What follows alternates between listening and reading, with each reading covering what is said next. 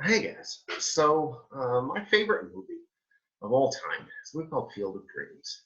And without spoiling the movie too much, at the end of the film, the character played by Kevin Costner gets to play a game of catch with his father, played by Ray Liotta, who had passed on a number of years ago. Part of the reason why it's my favorite movie of all time is my dad died when I was 19 years old, and he was my baseball coach growing up. I remember clearly playing catch with him out in our front yard, and now even as a 40-year-old whose father has been dead for 21 years, kind of only thing that I would like to have in the world is the opportunity to play catch with my dad again.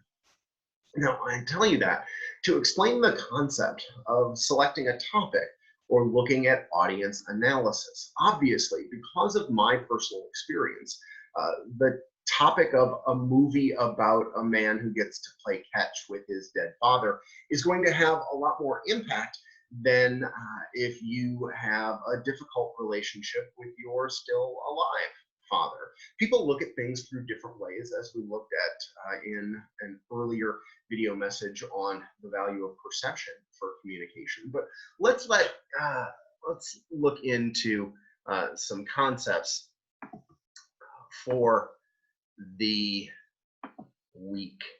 We're going to look at the idea of selecting an audience, selecting a purpose and understanding our audience. And as we wait for the Google Slides to pop up, you're going to see that title slide show up, selecting our topic and knowing our audience.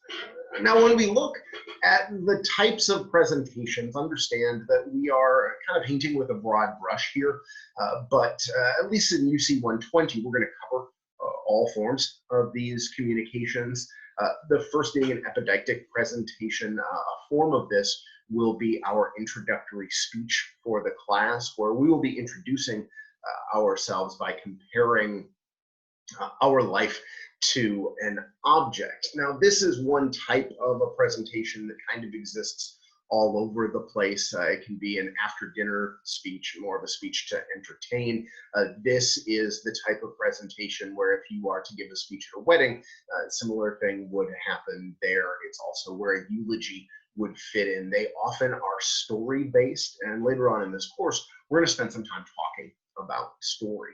An informative presentation or an informative speech has a specific goal, and its goal is to share the information that you as the speaker deem important. We do one of these speeches in class. An example of this would be if I wanted to give a speech about Operation Peter Pan, which was a project in the 1950s which brought Cuban children to America.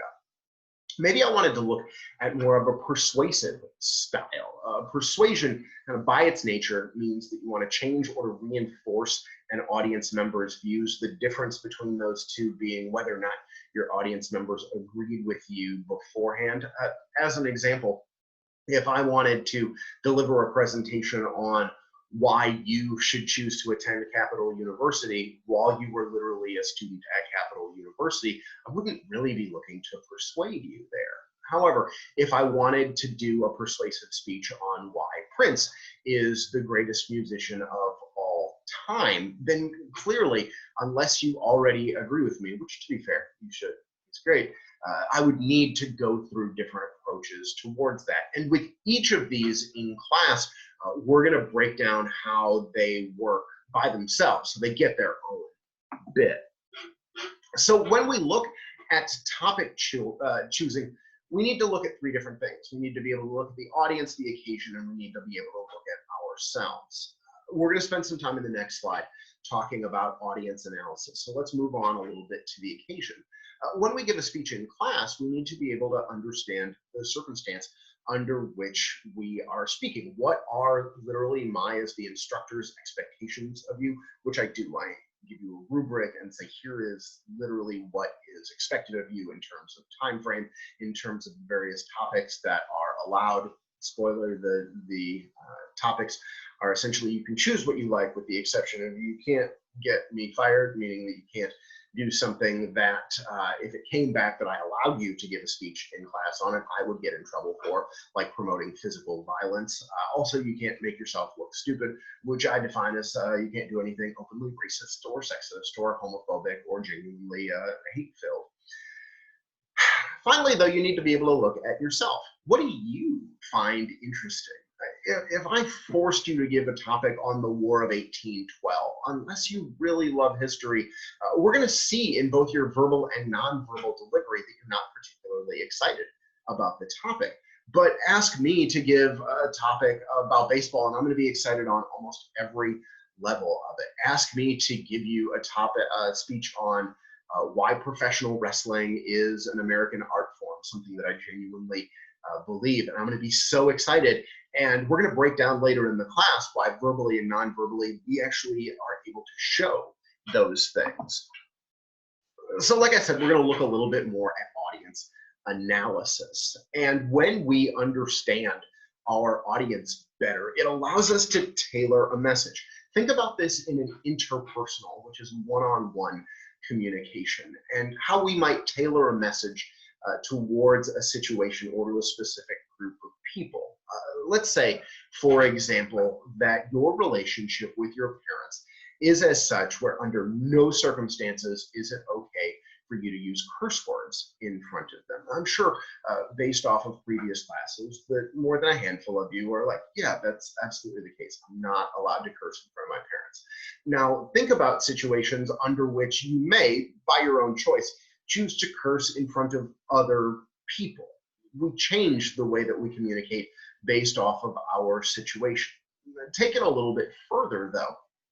With a classroom speech, the more we understand about our audience, in some situations via their demographics, in some situations literally by doing classroom surveys, which we do for our informative and for our persuasive speeches, we're able to more specifically focus a message towards that group with the goal of giving them proper information or persuading them in a way that might be more effective. And this focus allows for a better opportunity for us to actually get a message through. So to wrap up, before we can even begin to create a speech, we've got to be able to understand what's expected of us and who's going to be listening to that speech. I hope you enjoyed this particular lecture. As with the other lectures, it is focused primarily on information from the fantastic Edwards Wallenmeyer text for communication age. I hope you guys have a fantastic day. Now, this is the awkward part where I wait to stop the recording. Be safe.